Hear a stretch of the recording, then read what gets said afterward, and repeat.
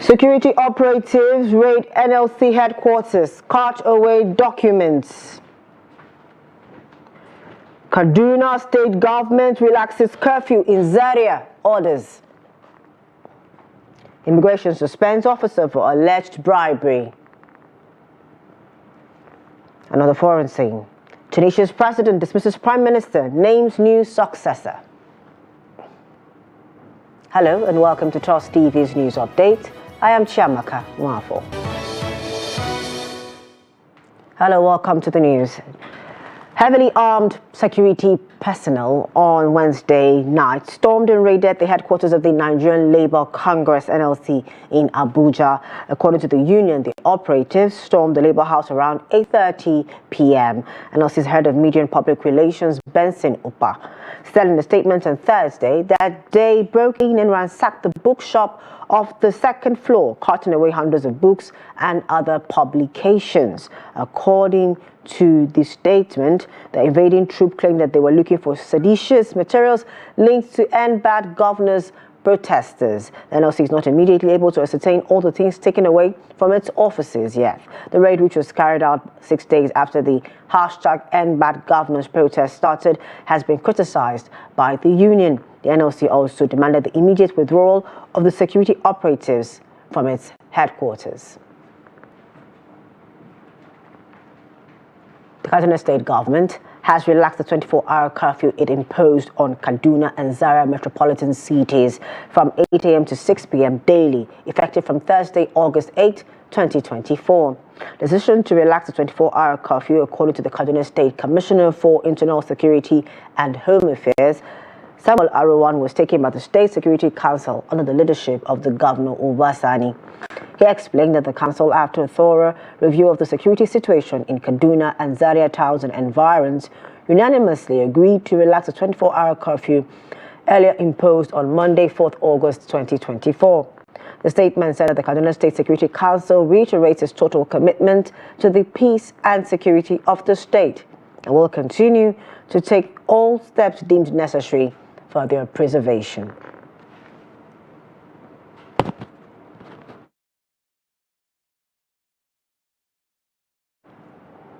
Now, joining us from Kaduna is our reporter there, Bello Musa, to give an update on the situation.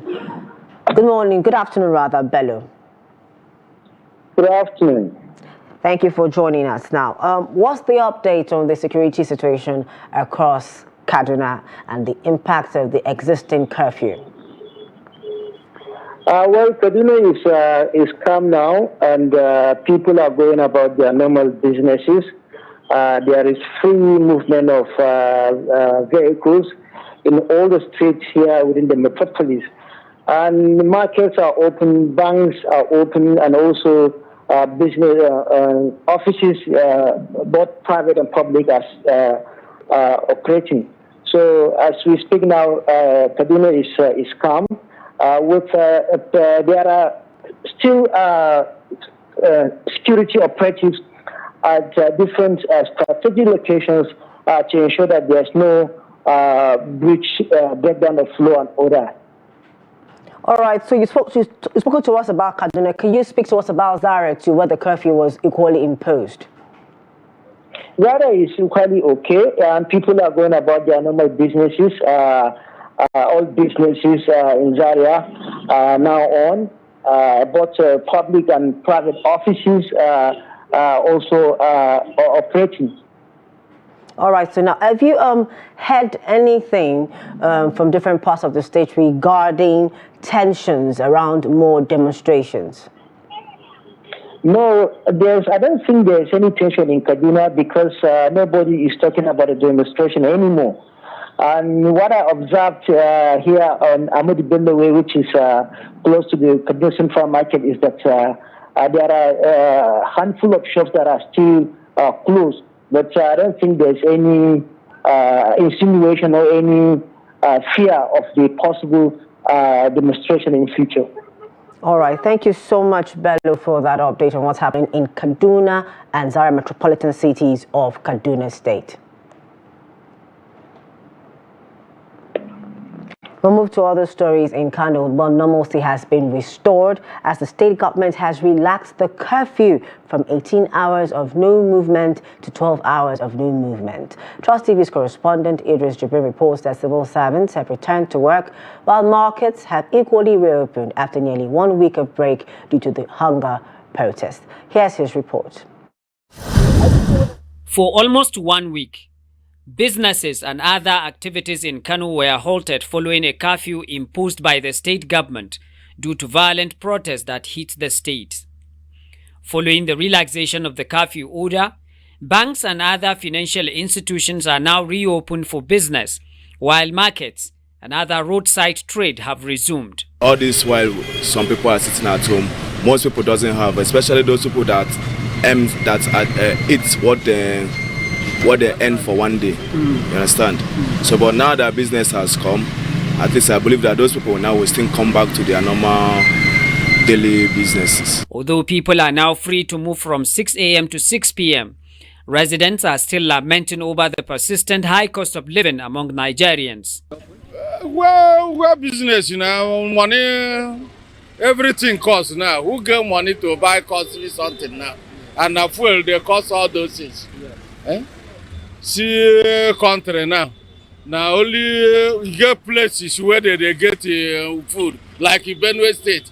How can J5 go buy doya for Benue State? You buy fuel 200 and how much you go sell the yam if you come here? They beg Oga make it reduce our economy of fuel.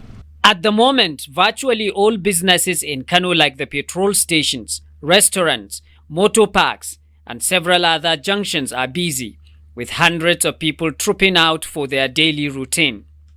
The protesters and the government, the president said they should come to dialogue. They will sit and they will lock things out instead of protesting. So if they stop the protest, then we shall see if the president will still call for the dialogue as he promised. Residents of the Nigeria Center of Commerce are still hopeful for improved living conditions, as prices of goods and services still remain very high, and the persistent high cost of living occasioned by the escalating prices of goods and services among Nigerians. Idris Jibril, Trust TV News, Kano. And from the northwest, we move to the north central and Plateau state, where the governor, Caleb Mutfwang, on Thursday further relaxed the curfew imposed on the Jos Bukuru metropolis. He also stated that residents are allowed to go about their lawful activities between 12 noon and 6 p.m. until further notice. The curfew was reviewed on Wednesday, allowing residents to move between 2 p.m. and 6 p.m. The further relaxation of the curfew was announced in a statement issued by the Director of Press and Public Affairs to the governor, Gyang Bere. He said the state governor, Caleb Mutfwang, after consultations with security agencies, has authorized this relaxation.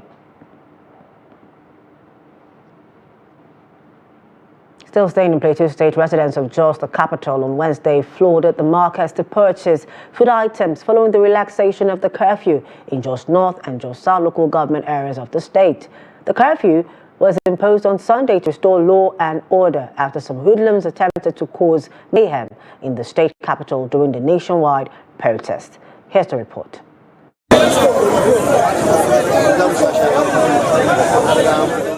The restrictions has limited people's access to essential supplies, leading to a surge in demand for food items as soon as the curfew was relaxed.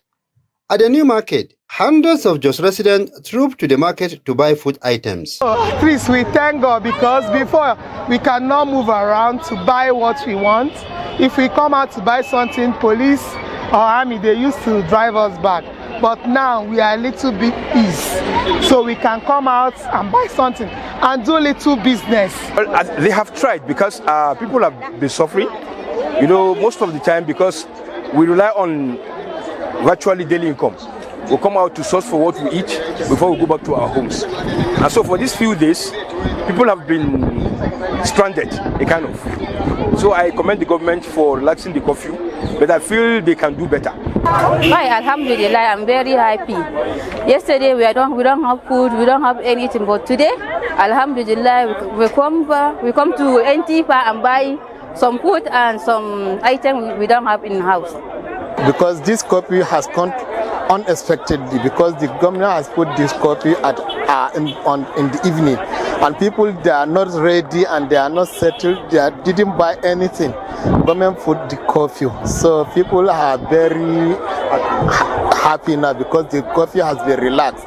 So that's why people, as you can see, the market is full. People come in order to purchase their normal food, so that they will sustain their normal life activities. The relaxation of curfew has bring,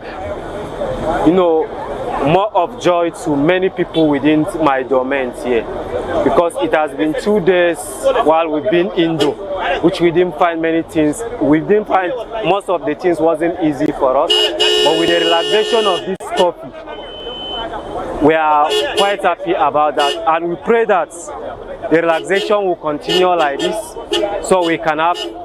Some residents, however, call on people in the affected areas to be law-abiding to enable government lift the curfew completely. We should adhere strictly to the rules and regulations of the Plateau State government, likewise the security agency. Let's follow the rules, let's abide by the rules, so we can as well enjoy the peace and the normalcy that we are about to enjoy in the Just North community. The relaxation of the curfew has brought relief to many who can now access food and other essential items. From Jos, Ado Musa reporting for Trust TV. Over in the northeast, in Bauchi, Nigerian youths have been advised to shun any protests capable of leading to destruction as well as looting of private and government properties. Deputy Inspector General of Police in charge of Administration and Finance, DIG Bala Chiroma, gave the advice in Azare town of Katugum local government area of the state while conducting an on-the-spot assessment in response to the ongoing national protest. Trust TV's Adamu Imam completes the report. During the assessment visit, which was necessitated by the mayhem unleashed by hoodlums during End Bad Governance hunger protest in the area, DIG Chiroma says there is a need for more security around public institutions in the country. Let's return to the area. Okay. However, there is need for us to further fortify the security around this area so that we avert this kind of things from happening in future. That is avert a reoccurrence of what has happened. On the issue of hoisting Russian flags during the protest, he urged protesters to avoid such as it amounts to an act of treason. Carrying flags of other countries in a sovereign country like Nigeria amounts to a treasonable felony. They will be exposing themselves to prosecution. Yes. So let us be careful of how we express ourselves in terms of protest. The caretaker chairman of Katagum, Musa Ahmed Azari, and one officials in the affected secretariat commended the effort of the state governor and security agencies in curtailing the violence that erupted during the protest. We have here all the security agencies. They have acted in the most professional manner you can find anywhere in the world. There is no single casualty here in Azari. No protester was shot. I think there were only 2 tear gases that were fired. Even those ones were at a minimal level. So there is no loss of property, there is no injury to any protester here in Azari. Everything was distracted. Which department? Works department. I'm referring to Works department. Because nothing was left, as you see it with your eyes. Even the raptor had gone down to ashes. All of our documents, you can even see them around. According to him, the miscreant raised portions of the Katagum local government secretariat and other places, carting away electrical appliances and documents belonging to the Works Department, among others. Adam Imam, Trust TV News, Bauchi. The Nigerian Immigration Service, NIS, has suspended an Assistant Superintendent of Immigration, Okpara Vero Uforma, for allegedly soliciting financial gratification from a traveler. In a statement, a spokesman for the service, Tudo, said the officer's conduct captured in a video circulating on social media does not reflect the values and ethics of professionalism upheld by the NIS. Udo said the service received a viral video with the caption, "This is how immigration officers treat tourists in Nigeria." Comptroller General of Immigration, Kemi Nandap, also condemned the alleged misconduct in the strongest terms, saying that it undermined the ongoing reforms aimed at enhancing service standards. Nandap stressed that the Officers Act is disgraceful and not a representation of the commitment of the service to hospitality, reception, and courtesy.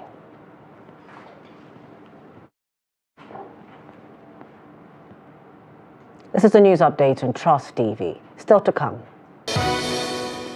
Lagos residents urge federal government to expand subsidized rice sales beyond civil servants. More when we return. Please stay with us. Welcome back. Thanks for staying with us. A recap of our top stories. Security operatives raid NLC headquarters, cart away documents. We also informed you that Kaduna State government relaxes curfew in Zaria, others. We move to the south, where Lagos State residents have appealed to the federal government to include them in the ongoing sales of rice at subsidized rates. Recall that the federal government had directed the Office of the Civil Service of the Federation to create an online portal for interested civil servants to purchase the rice. Reacting to the directive, some Lagos residents queried the rationale behind the directive, saying non-civil servants should also be considered. Victoria Tokolo's report is presented from our studio. The federal government has asked public workers to complete an online form via the Office of the Head of Service of the Federation website and submit to the Director of Human Resources for endorsement to qualify to purchase a 50 kg bag of rice at 40,000 naira. The Federal Ministry of Special Duties and Intergovernmental Affairs disclosed this in a letter signed by the Director of Human Resources of the Ministry, Jayesimi Abimbola. The move is said to be part of efforts to address the food crisis situation in the nation and its attendant effect on Nigerians. But Lagos residents are not comfortable with the decision to limit the purchase to only civil servants. They are not planning for citizen. Okay, we that is not a civil servant, how can we get our own? They are not planning. I don't think the federal government is planning for the citizen of this country. Not asking for palliatives, rather we ask them to fix the economy. Where the poor can go and buy something like that 40,000 naira or less than that. Civil servants, they are not only Nigerians, the other Nigerians.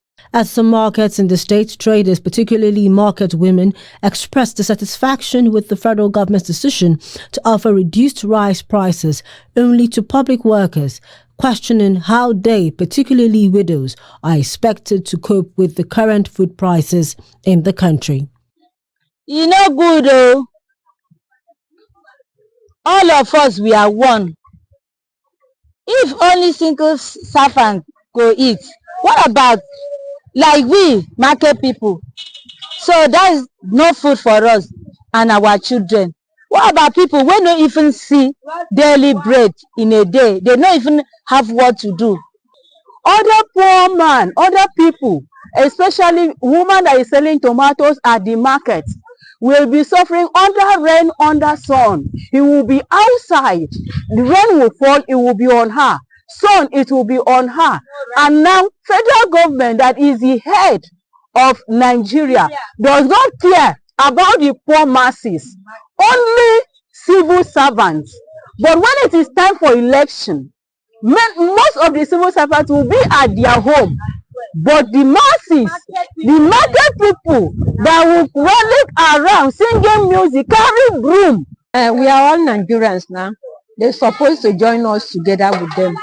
But one thing is that as this thing happen like this, it's only workers who eat. What's of we that are non-workers? Are we not going to eat the food again? Things are very hard in Nigeria. We don't even food serve don't even satisfy anybody now in Nigeria.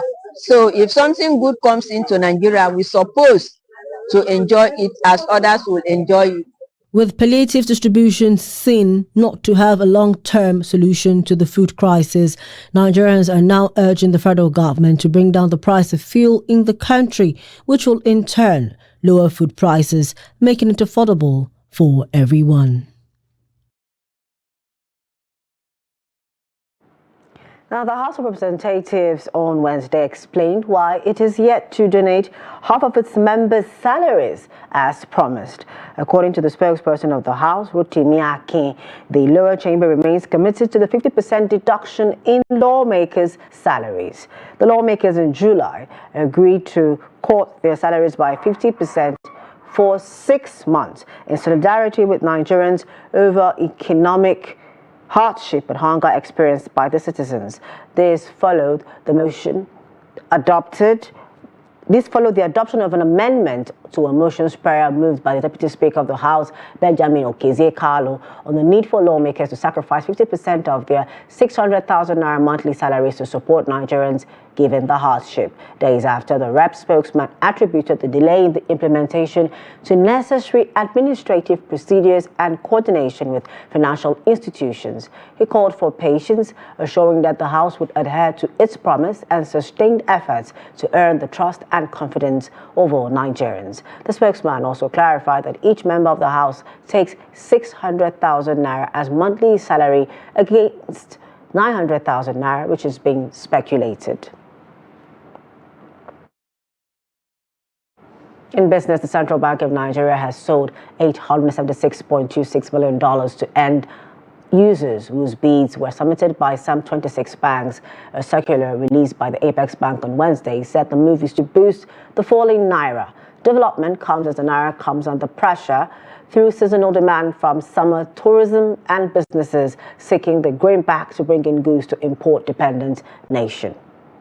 According to the circular, total bids came to $1.18 billion, which was received from 32 authorized dealer banks. Of these bids valued at $876.26 million from 26 banks qualified, while bids valued at $303.69 million from 6 banks were disqualified. Disqualifications were due to 4 banks submitting bids at the 3 p.m. quarter time and 2 banks failing to provide bids in the required template. Away from Nigeria, Tunisian President Kais Saied has dismissed Prime Minister Ahmed Hachani Wednesday after just a year in office. The presidency said in a statement that Kamel Madoudi, the Minister of Social Affairs, had been appointed to take over the role Hachani had expressed in a video message just hours prior to his removal, and the government had achieved progress on several fronts, despite challenges related to high food and energy prices. The dismissal occurs during widespread dissatisfaction with ongoing water and electricity outages across the nation. The government attributes these issues to a persistent drought, which has prompted water rationing. Said declared his intention to run for president in October, facing significant backlash from the opposition. Human rights organizations and other candidates will accuse him of suppressing and intimidating rivals to secure a second term. And finally, in sports, the Federation of International Basketball Association, FIBA, has said Nigeria's Tigress' superb display at the 2024 Olympic Games will linger on for a long time. Rena Wakama's side bowed out of the women's basketball event to holders USA 88-74 on Wednesday night. The Tigress defeated world number 3 Australia and world number 5 Canada in the group stage. They made history as the first African team to play in an Olympic quarterfinal. Congratulations to the Tigers for making history on that front. And with that, we've come to the end of News Update. For more news, programs and documentaries, please do want to follow us on our social media platform and on our YouTube live stream. I am Chiamaka Nwafo. Thank you for joining us at this time.